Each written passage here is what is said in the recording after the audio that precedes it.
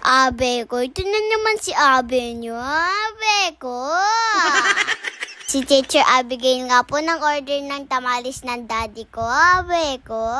Kaya ngayon sasama ako ng deliver sa kanya. Kaya ayan, pinainit muna ng daddy ko. Ito na nga po, hatid na namin kay Teacher Abigail. Kaso mainit, kaya kailangan namin ng payong. Kaya ito na nga po, pupunta na ako sa school namin dati. Habang naglalakad nga po ako, may sinasabi ako sa daddy ko. Dahil na-miss ko si Teacher Abigail. Kaya po sumama na ako man-delivery sa kanya. Para makita ko din po si Baby Chloe. Kasi po miss ko na si Chloe Carraro. Kahit mainit, sumama pa din ako sa daddy ko. Dahil malapit lang po kami sa school. Kaya mabilis po kami nakadating. Pandating po namin dito sa school, wala pong tao sa labas. Kasi po yung mga students sa loob na po kasi po oras na. Kaya ngayon kakatok po kami sa bintana. Naaalala ko po, dito po ako sinusundo ni daddy dati. Kasi baby pa po ako noon. Ngayon marites na po ako.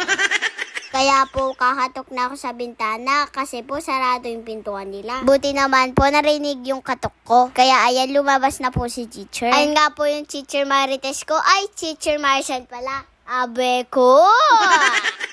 Joke lang nga po yun, pinapatawa ko lang po kayo. Kaya na nga po, tinawagan na po si Teacher Abigail. Tsaka po na-bless ako, tsaka binigay ko nga din yung tamales niya. Pinapasok nga din po ako. Doon ko na nga po nakita si Baby Chloe. Ayun nga po yung bagong student si Teacher Abigail. Kaya ayan, binigay na po yung bayad doon sa tamales. Hindi na po kinuha yung chocolate. Pambili ko nga daw po ng lollipop. Bago po kami umuwi, kinis ko muna po si Teacher Abigail tsaka Teacher Marcel. Yung palabas na nga po kami sa school, meron po nagpa-picture kay daddy. Ito nga po pala sila. Ito nga po sila ng work sa barangay. Kaya ayan, binigay niya po yung cellphone sa akin para videoan ko sa mapa-picture. Kaya sasara raw sa inyo, abe ko.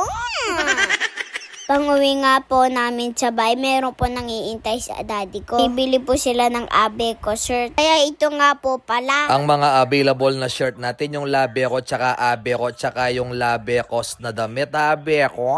Dahil tinamad na po siyang mag-voiceover si abe nyo, ayan, dahil hindi niya magawa-gawa yung baby niya, abe ko gagawa na yung ulas, sabi ko may gatal niya mo po buntok, kaya o yan, may tamad niyang mag-voiceover, kaya maraming salamat po sa suporta kay Babsoy, tsaka kay abe nyo and abe ko motovlog. Ingat po kayo palagi, abe ko. God bless. Thank you. Bye!